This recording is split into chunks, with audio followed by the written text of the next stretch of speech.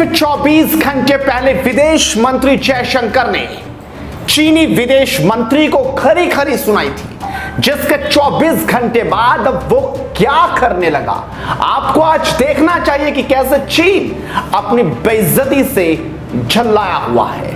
नमस्कार, स्वागत है आपका एडवांस इंडिया पर। मैं हूं नवीन चौहान। मॉस्को में भारत चीन विदेश मंत्रियों की बैठक के बाद चीन की हालत खराब है। भारत और चीन के विदेश मंत्रियों के बीच की बात को निपटे अभी 24 घंटे भी नहीं हुए थे कि चीनी मीडिया अभी से इसको लेकर नकारात्मक बातें फैलाने लगी।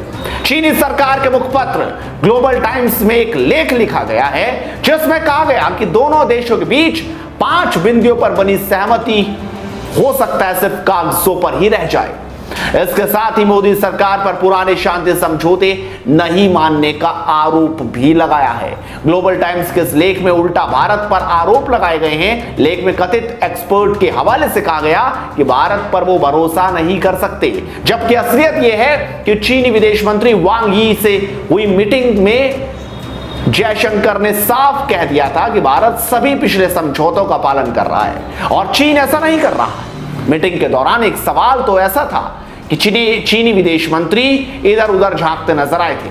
भारत और चीन के विदेश मंत्रियों के बीच वार्ता के दौरान चीनी विदेश मंत्री वांग यी को जवाब देते हुए नहीं बन रहा था। बातचीत के दौरान चीनी पक्ष ये बताने में असफल रहा कि लद्दाख में 50,000 सैनिक और बड़े पैमाने पर हथियारों की तैनाती क्यों की गई है। भारत ने कहा कि चीनी सैनिकों की तैनाती दोनों ही देशों के बीच 1993 और 1996 में हुए समझौतों का उल्लंघन है। जवाब में चीनी विदेश मंत्री अगले बगले झांकते नजर आए।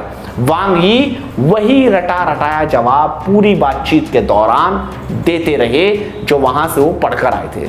खुद नियम तोड़ते हैं और खुद बात के लिए हाथ जोड़ते हैं। चीनी रक्षा मंत्री ने कैसे राजनाथ सिंह के सामने हाथ जोड़े थे, जिसके बाद राजनाथ ने भी चेतावनी देते हुए बता दिया था कि या तो सुधर जाओ वरना परिणाम सही नहीं होगा। चीन की जनता ही अपनी सरकार की पोल खोलने में भी अब देर नहीं लगा रही है। इस मीटिंग के बाद अब कैसे चीनी जनता एक तरफा अपनी सरकार के खिलाफ हल्ला बोल रही है, ये दिखाते हैं। जेफ हिल बेनेटो कहते हैं, हमारी सरकार धोखा देना अच्छे से जानती है। पहले हाथ बढ़ाती है, माफी मांगती है, विश्वास बनाती है और फिर उसे देश पर अपना कब्जा करती है। पर मुझे इस बात का डर है कहीं भारत ना चीन पर कब्जा कर ले। चेन ऑल्ट कहते हैं, भारत और हमारे विदेश मंत्रियों ने बात की, विवाद को सुलझाने का प्रयास किया, पर हमारा अखबार ग्लोबल टाइम्स झूठ फैलाना नहीं छोड़ता। अगर ऐसी हरकत करोगे तो भारत हम पर हमला तो करेगा ही। ली लाई वांग कहते हैं, कब तक झूठ फैलाते रहोगे।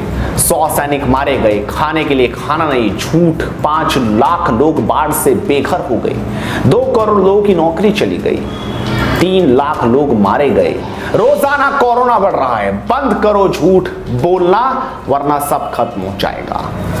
ये देखा आपने, चीनी जनता बोल रही थी, जो बता रही थी कि आखिरकार किस तरीके से वहां पर इस वक्त हालत बेहद खराब है और झूठ अभी भी चीन और उनका अखबार और उनकी मीडिया बोल रही है। इस वीडियो को शेयर कीजिए और लगातार जुड़े रहिए हमारे साथ। चैनल को सब्सक्राइब कीजिए और घंटी प्रेस कीजिए। नमस्कार।